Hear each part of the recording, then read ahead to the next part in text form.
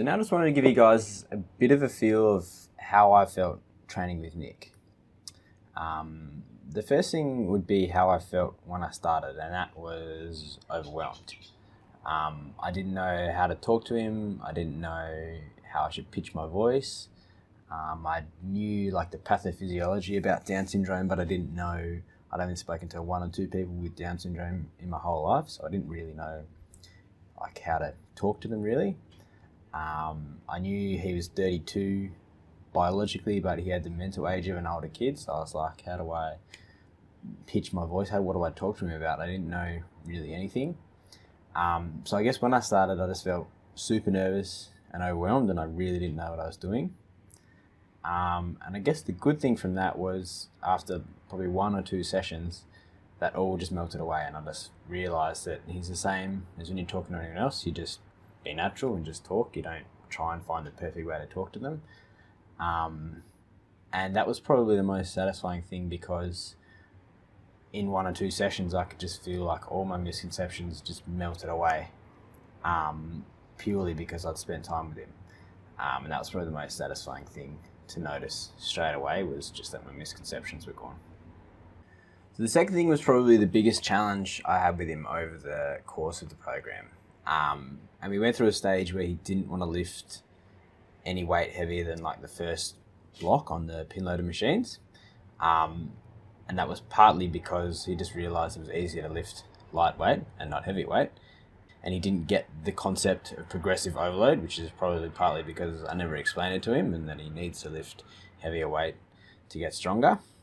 And the good thing to take from this was that I just asked for help. I asked my mentors at FitSkills, and I asked his parents. Like I said to him, look, he doesn't want to lift heavy weight. What do I do? And the good thing was, and they were great. They gave me a lot of helpful information, which I then actually used, which was also good. And it worked. And so I guess the good thing here was that I asked for help, which is fine to do. So don't be afraid to ask for help with anything, even if you think it's silly. If you feel like you can't talk to them, if you feel like you can't pick the right exercise, or they can't do it properly and you can't show them anything, don't be afraid to ask for help. Ask anyone for help. And don't be afraid to try something different, because most of the time, just trying something new and thinking outside the box will help. And that's probably the thing that I've found has translated into other things, is now I can think outside the box. If I'm on placement or I'm in the clinic and I've got a difficult patient that doesn't want to lift heavy weight or doesn't want to do an exercise, you just think outside the box and you try and change it, or you voice it in a different way, things like that. So yeah, that was probably the good thing to take from that. So the best experience I've had with Nick was probably, I'd always say to him every session, what do you want to do? Which machine do you want to use?